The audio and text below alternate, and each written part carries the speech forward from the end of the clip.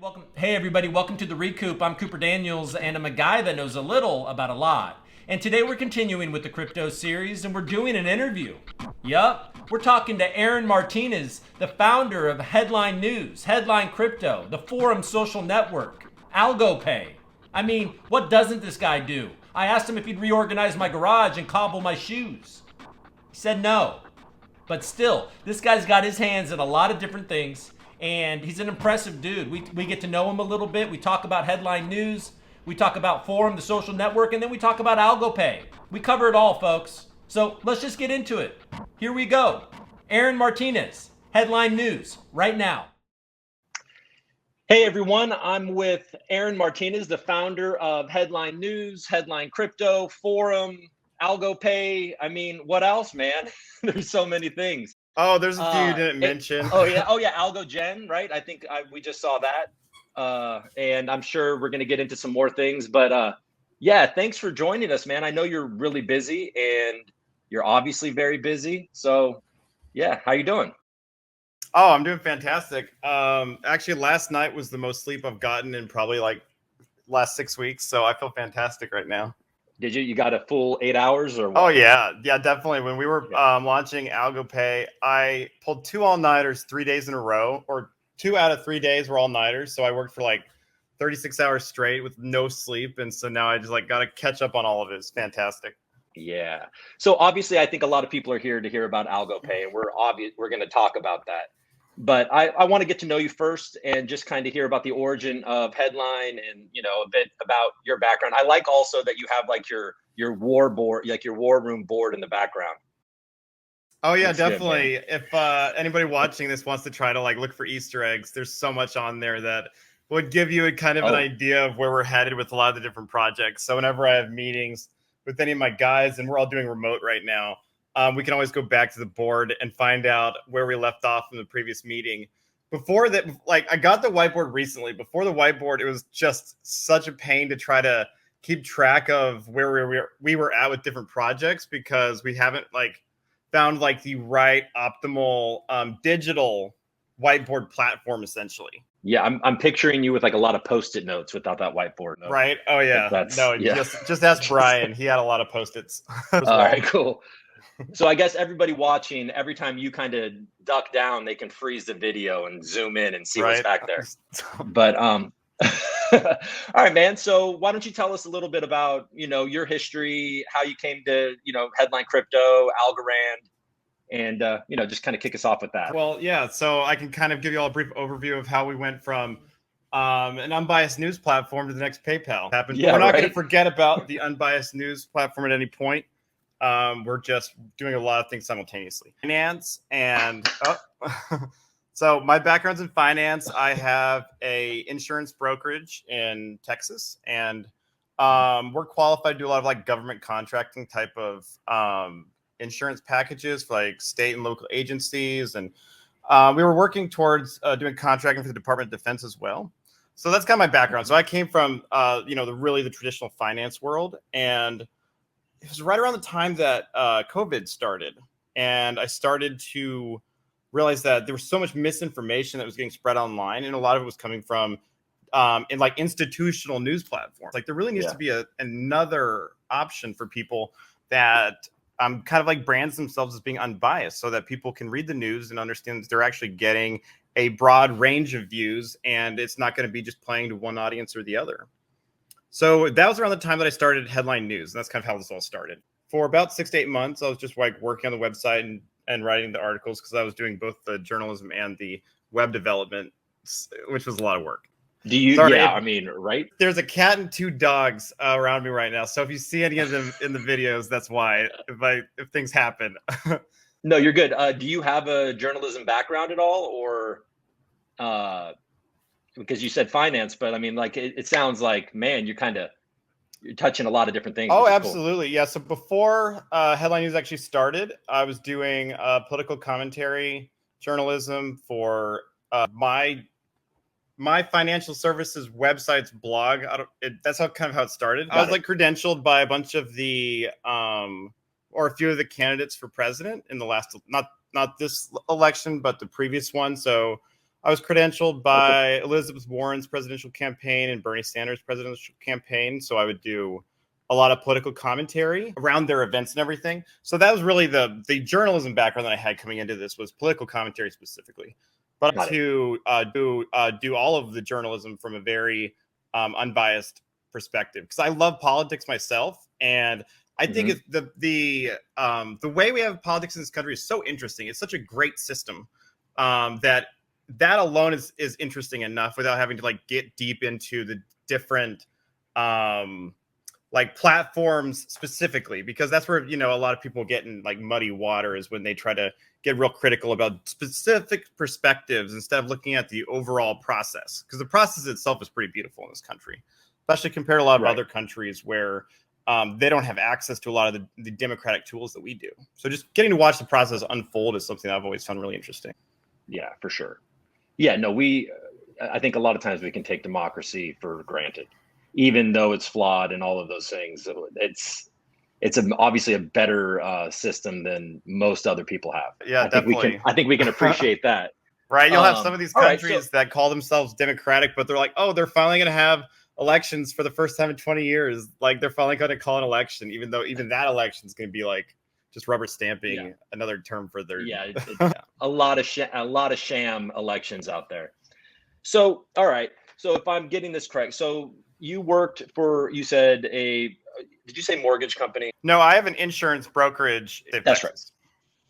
Got it. Insurance brokerage. If you look on the actual Algo Explore listing for the HDL token, it's going to say this is an unbiased project from Iron Oak Holdings, LLC. And that's actually the name of my financial services company, which was what I kind of built all this out of. Yeah. Got it. Cool. And so you still have that, and that you have that background. You've worked for you've been credentialed with political campaigns in the past to talk about politics, and you kind of were during COVID looking at the news, and you're thinking, all right, so it seems like, I mean, maybe you can correct me if I'm wrong here, but it's like, okay, so either you're watching Fox News or you're watching CNN, or you're just turning off the news completely. And it sounds like maybe you're trying to appeal to those people that are just turning off the news completely because they're so disillusioned with the different outlets that are coming towards them. Exactly. In our research, there's a really interesting figure that I found. So Pew Research and Gallup have been doing like a 25 or 30 year poll basically on the level of trust in the media. And there's one really, really interesting fact that like rings true regardless of like the demographic in the United States. Basically, there's like I don't have the exact figure in front of me, but something like 75 to 80 million Americans believe that you should trust the news, but only about 25 to 30 million Americans actually do. So there's about 60 million Americans whose media needs are not being met. And that's the total addressable market for headline news, is that giant center that's been completely either their needs haven't been met completely or in a really unsatisfactory way. And there's really no alternative right now. Right. So where are you at with this? I know you said, I believe from what I've seen that you're basically in kind of a testing phase and you're doing all the writing, right? I mean, this is amazing how many different things you've got going, but like, well, so on the news side, we do have a writer that's doing pieces for us. It's Turner Wright. He's one of the staff writers for Cointelegraph, and he's doing pieces for us right now, and he's done one so far, and he's got another one he's working on that should be really interesting. I don't want to give anything away, but I'm really excited to see it come out. And there was a point probably 6 months ago when I came to a realization that, don't get me wrong, headline news is going to be extremely profitable eventually, but it's very expensive to start a new news platform. It's even more difficult to start generating revenue. So I realized that in the short term, it was going to be a lot more important for my company to focus on projects that could generate revenue in the short term in order to be able to fund building out the newsroom like we have planned. Got it. Cool. And so, all right. And how, real quick, I want to talk about the token probably more later, but how does the HDL token, what's the relationship here between headline news and the HDL token? How does the HDL token kind of create value and all that?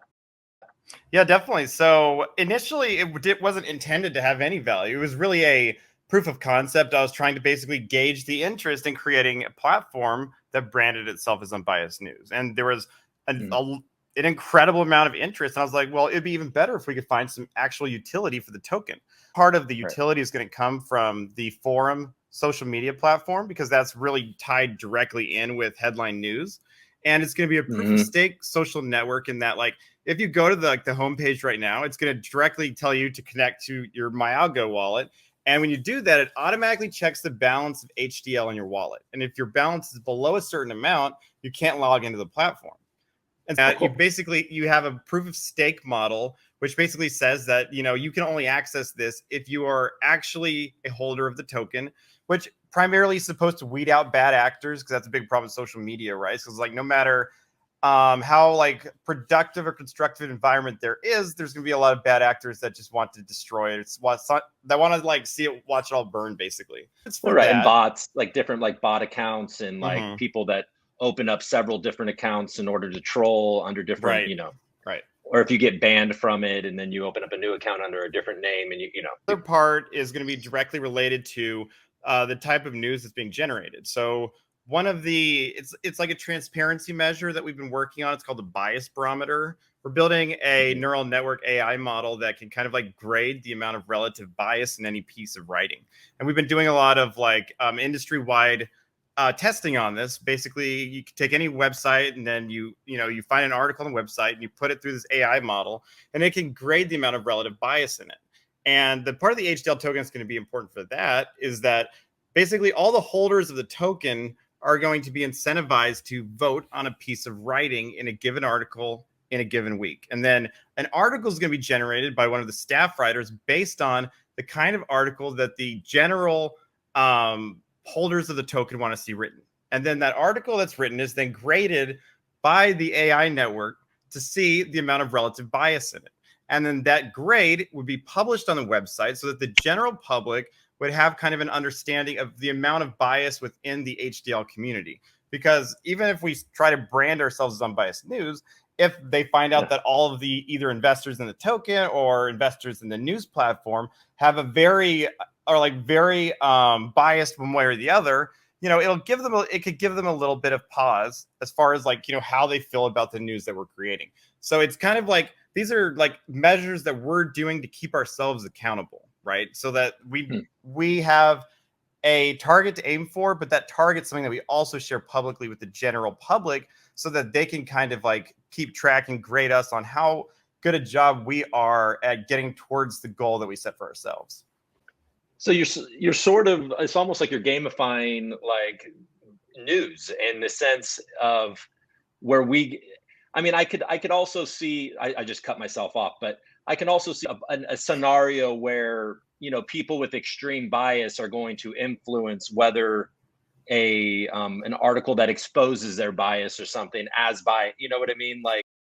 The important thing there is that the bias barometer only functions for one article per week. The other 99% of articles are done with, the traditional newsroom process, right? Article per week is created by the holders of the token so the general public can grade the amount of bias that's being that the community of the HDL holders is exhibiting.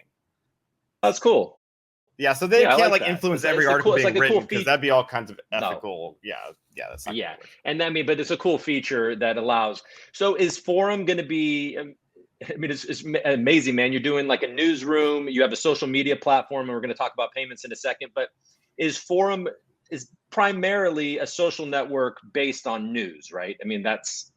Is that what's happening here? Yeah, it's specifically for the HDL community. If you're holders of the token, you can access the platform, but it's supposed it will have a pretty broad appeal because there's so many people that are disenfranchised by Facebook, for example. But we do want to focus on political commentary on the platform and find a way to have those conversations in a healthy, productive way, because there isn't really an outlet for that in social media right now. And then there's going to be an incentive for holders of the token to be critical of the news that headline is producing, right? Because we want our audience to hold us accountable. So basically, like, there's going to be an incentive to be extra critical of our own coverage.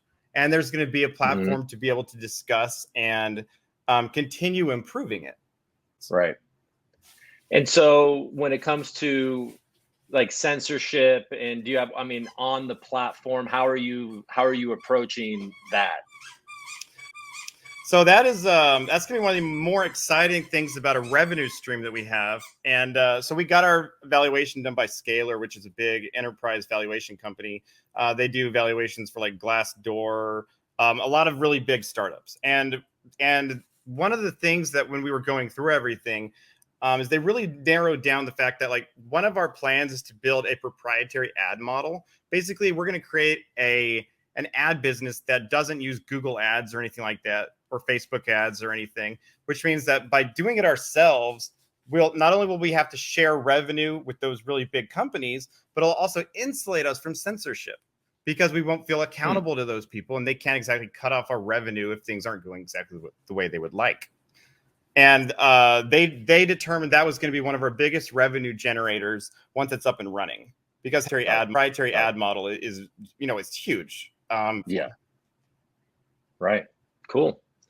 All right. So yeah. So how close? So I guess what I'm getting is that you're saying that you guys are doing these other projects to kind of get some funding to be able to take headline news to the next level. So how far out do you have a roadmap here on when? I mean, you said you have a writer from Cointelegraph working, so you're obviously scaling up a bit. How far out are you seeing headline news and forum from being a active, community active ecosystem? Right. So this work is really exciting. So we are at the tail end of our audit prep. And then assuming that the audit gets finished in a week or two, we'll be submitting to the SEC for a Reg A round, which would allow us to raise up to like 60 million, something like that. And a significant amount of money. We might not even try to raise that much. We might just try to raise like 10 or 20. But if we get approved by the SEC, or let me rephrase that. So I was reading some new language because I read all Gary Gensler's like posts and everything. Who's saying that the SEC does not approve. They can qualify a Reg A round. I just watched your cat with a squeaky toy like walk in the background. And there's a dog with a turkey too. Yeah. Oh, no, right. Okay. Okay. So the SEC does not approve like Reg A's. They can qualify them. So assuming we can get qualified by the SEC for the investment round, which, from everything I understand so far and what the accountants have said and everybody else, we have an extremely good shot at it. As soon as we can get that off the ground, we would be able to build out all the rest of the things that are almost there, but not quite. Got it. So yeah, because I can imagine like a news organization, there's a lot of hoops that you have to jump through, especially with regulators. And so, and I noticed on your website the SEC thing is you prioritize that a lot. You said that HDL is a statement token. I mean, I'm a little is that so right? the language on the headline news site for the HDL token isn't really relevant anymore, because that was like when I first made it back in February. So I want to like that entire website we're going to be taking down and replacing, because we're going to end up rebuilding the entire news platform and everything. But so a lot of the language on there isn't necessarily true anymore, if that makes sense. HDL token will not be a part of our SEC proposal. A lot of this could be solved if the bill that was introduced in the House would basically create an entire system by which crypto is regulated. So there's a bill in the House right now that if it gets picked up and brought to the floor for vote, would be like life-changing for everybody that's involved in crypto, right? So I've put things Is this the Bayer bill or the Democrat from Virginia? Yes. Yeah. Yeah. It's excellent. I think his name's Bayer. It's excellent. It's comprehensive. It would be absolutely life-changing for companies like mine or any other US-based crypto companies, because it would give us all the tools that we need to do incredible things that we just don't have access to right now. I compared a lot to to working on the World Wide Web in like 1991 or 1992, right? So they ended up passing a safe harbor bill in Congress that allowed people to build on the internet without breaking any laws. All the US companies that are, at the like bleeding edge of innovation are having to do so in this like really gray area because Congress doesn't feel like working together to pass common sense regulation for crypto, even though it's like a multi-trillion-dollar business. And so like if they were to pass that tomorrow, that would completely change our entire business model because it would give us so many more like opportunities and outlets for different parts of what we're working on and what we currently have. So assuming that they do not, which we are assuming that they aren't, at least for right now, right? Because we're not going to like rely on like let's say, for example, you want to start a weed business in Texas, a vape shop or something, and you're just holding your breath, like waiting for them to legalize weed so you can have one of the first dispensaries. You might be waiting a while, So we're not going to do that. Existing regulations, existing like laws, and then be able to expand once that regulation's put in place. So for right now, the plan is to if we can get qualified for the Reg A round, we would be doing a security token like Exodus that would be tied to a specific amount of ownership in the Headline Inc. company.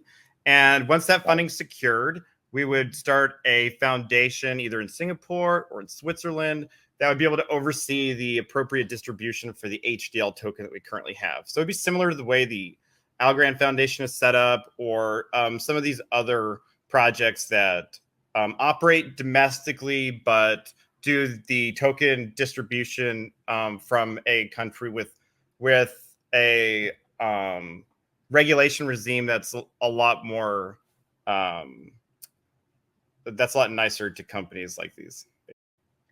Got it. So so your idea is to do a security token like Exodus eventually, and the HDL token is more of kind of like what would we call that? Like a fan token or like a reward token? No? Our plan now is to build it out to be its own currency, kind of like Algorand is, but we would do it on a side chain eventually so that we would be able to fund third-party developers building projects on HDL, essentially. An extension of Algorand that we would be like, we have 11,000 users right now. That's an extremely significant amount for a project like this, right? And those aren't people that are just hanging around. These are people that are like really committed to the mission that we have, and having that kind of a core group of supporters gives the project legs like a lot of other projects don't have, to the point where that we can like confidently say that if we can find the right way to do it, we'd be able to build it out to be a currency that could eventually be included in Coinbase and everything. Yeah, that's our plan for it anyway. So we're not going to be seeing HDL on TinyMan anytime soon or anything like that. So it will absolutely be on TinyMan. It'll probably have one of the biggest liquidity pools on the platform. Because TinyMan is decentralized, we don't have to list it. Can't sell it, but because we do it, we do free airdrops, which you're allowed to do because it's essentially sandboxed right now, right? Which means that while we can't sell it ourselves, we can distribute it to people within the community and be able to get data based on what they do with it. And so like it's very possible that a lot of the people that have it are going to be listing it on TinyMan, which I made a tweet like a week or two ago that the day TinyMan launches, we're just going to be like sitting back with a bunch of popcorn and we're just going to be watching because that should be pretty crazy what happens. You can see that a lot of people that already have it, they'll like buy and sell it to each other on like secondary markets already. So once there's an actual platform to be able to do it, it should be really interesting to watch. That's cool. And so, all right, so let's talk about AlgoPay. I feel like people are like, all right, come on. Yeah, we're already 25 minutes. Okay, so AlgoPay, it sounds like this came to you like in a dream and you just woke up and made it happen. A funny story, actually. We work on a project for the Algorand Foundation called Pipeline UI. We haven't even talked about that yet. So the project that we work on is to build developer tools for Algorand, the blockchain, right? So we build a lot of React tools for developers to build demos with, essentially. But we're in between project milestones right now. And as we're so we haven't started like another part of this project yet. So we were just trying to like experiment with different cool things or like value we could add to the community while we were waiting for the next part of the project to start. So we're, like me and my guys were just like brainstorming, like what are some cool things that we could make that'd be useful to people while we're, waiting for some other stuff to develop. And we're like, well, what if we found a way for people to accept payments without any coding, just like with the JavaScript snippet or something? And we're like, all right, cool. Let's give it a shot, see what we can come up with, right? And we started like working towards it. It was an absolute nightmare, though. It was extremely difficult. There's no documentation for this yet. Nothing like this currently existed. The only way we were able to do it is because we have our own SDK that we've built for the Algorand blockchain, as well as like months and months of research and stuff that we've done into the different parts of the projects with the Algorand blockchain. But when we got it to work, we're like, oh, this is awesome. And they're like, okay, well, what should it look like, kind of?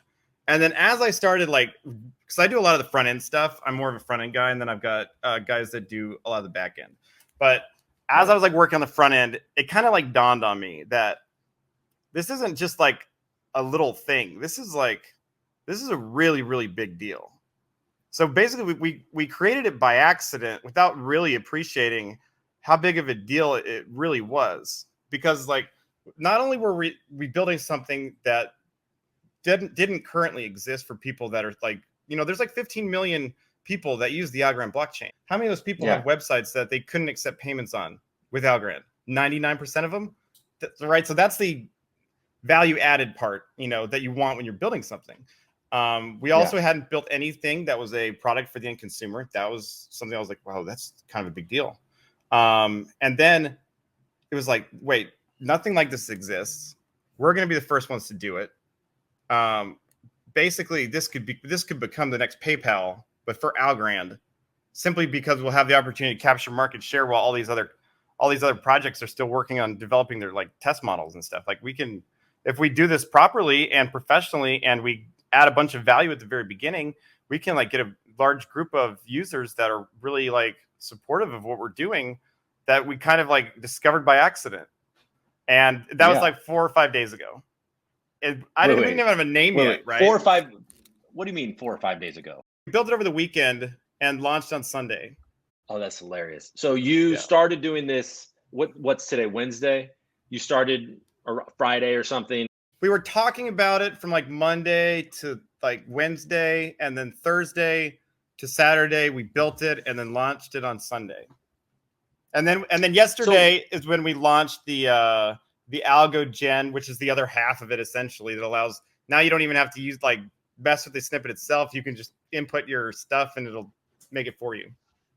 Right. So the idea basically is, so I understand it, like this is basically it's like a widget, right? That is helping, like it's creating wallet to wallet, basically transactions, but making it really seamless and something that you can put on your website and make that all happen very easily. So we're not talking like an AMP where you're paying Algo and then the person on the other side is getting US dollars or something like that. This is part of our plan now, though. Our plan is to be able to scale this up to offer basically the full end-to-end service, which would include going from US dollars to Algos, and then from Algos to a different ASA, then back to US dollars or to a different currency. It would include having accounts similar to PayPal if you want. It would include things like subscriptions. So ideally, if we can scale this up properly, we could offer basically the full suite of PayPal like products on the blockchain, wherever the regulations would permit, so we would have to this is far more complicated than anything we've done previously, because we're talking about, banking regimes in multiple countries and what kind of licenses we would need. And it would be a huge undertaking, but we've never been one to back down from huge undertakings. No, it doesn't sound like you guys are afraid of a large undertaking. So just so everybody understands, so AlgoPay right now, let's say I have the ReCoop, website, right? And I have a merchandise page. I could very easily put AlgoPay there and accept Algo, Yieldly, Smilecoin, et cetera, et cetera, et cetera. And That would be, I wouldn't have to code. I could just easily integrate that. Exactly. Yeah, in like 30 seconds. Yeah. Like 30 seconds. And then I would link a wallet. I'd get a particular wallet for this. And so if people bought a ReCoop t-shirt, then they could pay Algo. I could charge, 15 Algo or whatever for it. And then it would just go into my wallet, right? Just they would pay and it would just go into a wallet. And what about is it like a manual thing? Like I'll have to check my wallet to make sure like I'll have them put like in the notes or something like size large, yada, yada out. Yeah, we don't have any kind of framework for this beyond that, right? We've created a portal or a gateway between your website and the Algorand blockchain via MyAlgo, right? So we can get the door open for you. But what happens after that is entirely up to you. Like we've had people asking like, well, where's the API documentation for this and the automation stuff? Like we haven't even written any document. There's no documentation for this beyond our tweets about it. We haven't even had time to put together a documentation page for this. Okay. Right before I came on, I started a Twitter handle for it. And I said that we're going to do a 500 Algo giveaway to one of the first 100 websites that integrates it. So while we don't have documentation, I've like let the guys know that we can like personally help people set it up. So like the other night we did like a Zoom with the Frozy Coin founder. It's this girl in New York that's starting a donation project or something. So we like walked her through the whole process of setting it up on her website, which was a WordPress site, and she was using Elementor. So we used we did within the Elementor WordPress site builder, and we can do that. We can help anybody set it up too, which is the cool part. And hopefully, I'll have documentation up either today, probably not today. I don't want to make a promise I can't keep, but I'm going to be working on the website this week for it. Because they'll have a standalone website. Yeah, the Twitter handle's already up for it.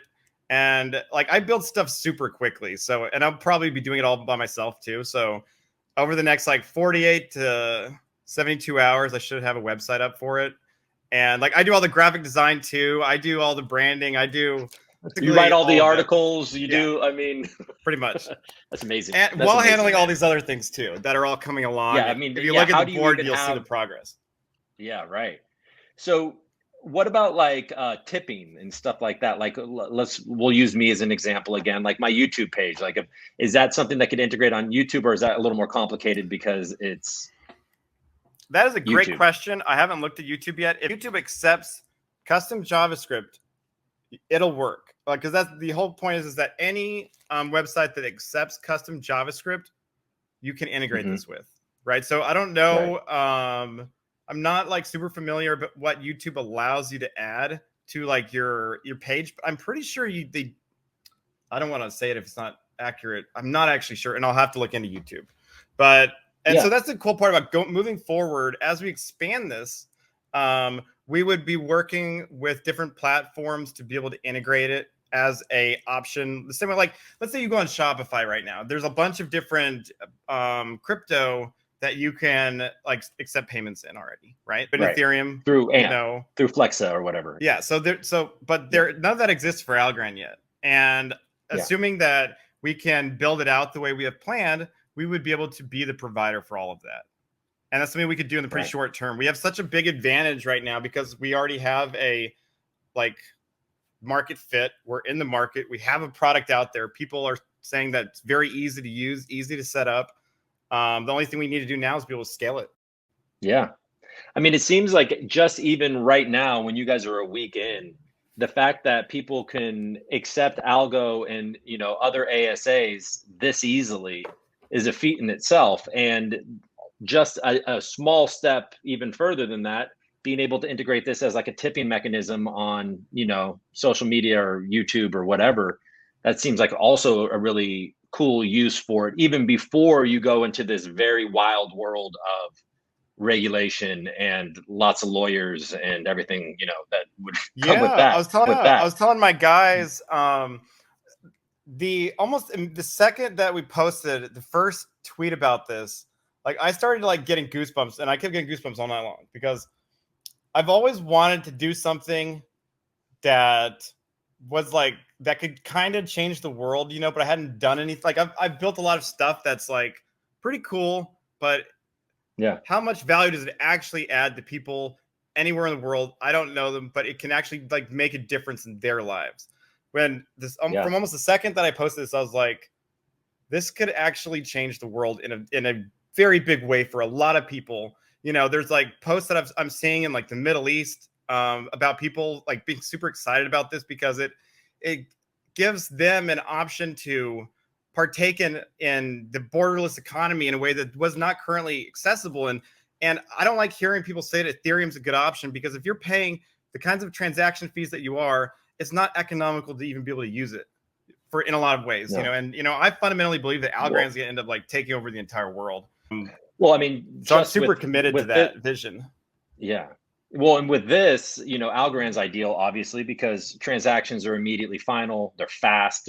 Everything is just immediate. It's cheap. It's ideal for, you know, especially even at this bare bones stage. Like, if somebody sends it, you can count on it. You can count on receiving it. There's no like wait period or anything like that. So, so how do you monetize this? Are you going to make money off of this? Okay, so here's a little funny story. So I was building all of this over the weekend. I went to go see my mom. She lives in Dallas. And so like, I've been trying to explain to her what exactly Algorand is. And like, for the longest time, she doesn't really understand it, like blockchain, but she understands PayPal like really well. So like, she got really excited when I told her that. I was like, we're building something kind of like PayPal, but for this blockchain. And she was like thrilled about it. But then she was like, wait, so are you like charging people when they use it? Are you like, I was like, absolutely not. I was like, she could not understand how like when you're building software, you don't charge people for the software. I was like, Mom, that's not how software companies make money these days. It's like, you don't make money by giving people, like by charging people for your software. She could not understand that. I was like, the way that you make money with a software company is you offer a really useful free product to everybody. And then you can add premium features that people can then pay for. Or you can create additional products that people can buy, or you can create custom products that people can buy. I was like, that's a lot of the ways to make money. And assuming we're able to scale this, there's all kinds of different things that we would be able to monetize. But the core product will always be free. I have no interest in charging people to be able to do something that I would like balk at having to pay for myself. But yeah, if we are able to add a lot of cool features, like the ability to be able to go directly from like US dollars to algos, that's absolutely something we could charge a fee for. But it would be a lot less than Coinbase, because you know, nothing hurts more than trying to make a big withdrawal or deposit onto Coinbase and just getting absolutely you know, raked for it. Yeah, I mean, yeah, exactly. I feel like we covered it. Is there anything else that you? Oh yeah, we have a few more projects we could go over if you want to keep Let's going. do it. One of the things I've been working on myself in my spare time it's called HLink. It's going to be an internal, it's like an intranet essentially for the headlining company. So like I've been telling my guys for a while that like as we scale up, we want to make sure that we have the tools put in place that we can scale without having to like try to like rebuild stuff. So I've been working on an intranet, so basically like an internal social network for the headlining company as it scales up. Like some of the conversations I've had with whether it be with investors or different people are like, oh, you should really only focus on one product at a time, right? It's because like typically companies, if they try to take on too much, they either don't do it very well, or you know, all kinds of things can go wrong. Right? Well, you spread yourself thin is what I'm sure people would exactly. Would think. So I would like to think that we're an exception to that rule. So we've tried to put in all kinds of different like measures, or done a bunch of like pre-work so that we can be able to scale seamlessly in a really economical way. So that's one project that I've been working on. Another one is called Libra Network, and that's going to be the actual realization of our AI, which we would ideally be able to expand to do a lot more than just the bias barometer stuff, because we want to be able to integrate it on Forum as the primary like content moderation tool, basically allowing the same like the same way that AI is grading our articles, to be able to grade people's posts on the platform and be able to like basically attribute a badge to it, like you would see almost on Reddit, but on forum, right? So that people, as they're posting something, it's almost like checking the relative bias in any given piece of writing as well.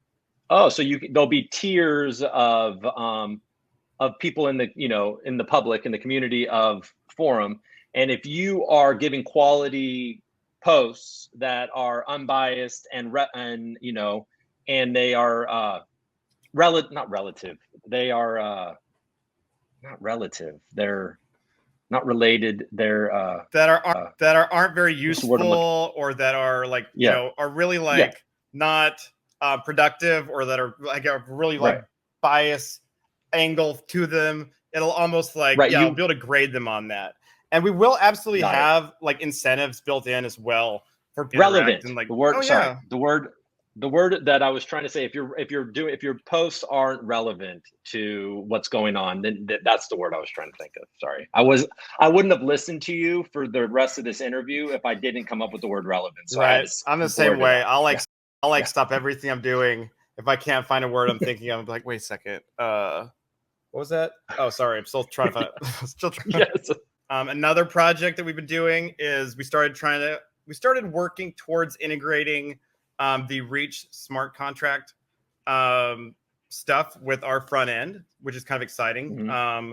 So we started to like build some different demos that ideally what we would like to be able to do is be able to use Pipeline UI as kind of like a front end for people building smart contracts with Reach, so that they kind of can interact seamlessly in a way that would save developers a lot of time, especially now that it's so hard for people to find good developers. Like every time I get on Twitter, it's different projects saying that they have openings for developers, and it's getting harder every day to find developers. So it's even more important that developers can like not spend their time on things that aren't very productive. So having a front end that works really well with Reach. This is my dog Hyde, by the way. This is that's something that we've been working towards being able to do. So for the last couple of weeks, like directly up till we started working with AlgoPay, we were working with Reach to try to start that integration process. So that's another big thing that we have on the horizon. Where are you, in Austin, or where are you at? Yeah, so we're kind of all over Texas. I am in San Antonio right now. I've got some guys in Austin, San Marcos, and then Dallas. Cool. That's great, man. So you have all those projects. I know I was going to say earlier about the developers. I was paying attention to the Wyoming hackathon that happened last weekend, and a lot of those challenges, didn't get quality submissions. It just seems like this is a good time to be a developer because your work is needed for sure. But it's a really bad time to be looking for developers. Yeah. All right, man. Well, I mean, look, I feel like this was a good conversation. Thanks for coming on. I'm trying to see if there was anything else I wanted to ask you. I feel like we got it. Yeah, we got it. Yeah, I think so too. Yeah, let's keep in touch, and let's do this again, maybe in person. Great. Yeah, it was great coming on the show. All right, man. Thank you so much. Absolutely. Take care. All right. How did that go? I feel like it went well. I enjoyed talking to Aaron. Aaron's a compelling dude. I'm glad that he took out the time. I know he's very busy, so I appreciate it. Thank you, Aaron, for coming on the show. And I'll definitely be tracking headline news, the Forum social network, and AlgoPay, and watching it scale up. So I wish them luck. I'll be following it, and hopefully we'll talk in the future. All right, everybody. Hey, if you like this video, hit the like button and subscribe. And thank you for watching. Do your homework.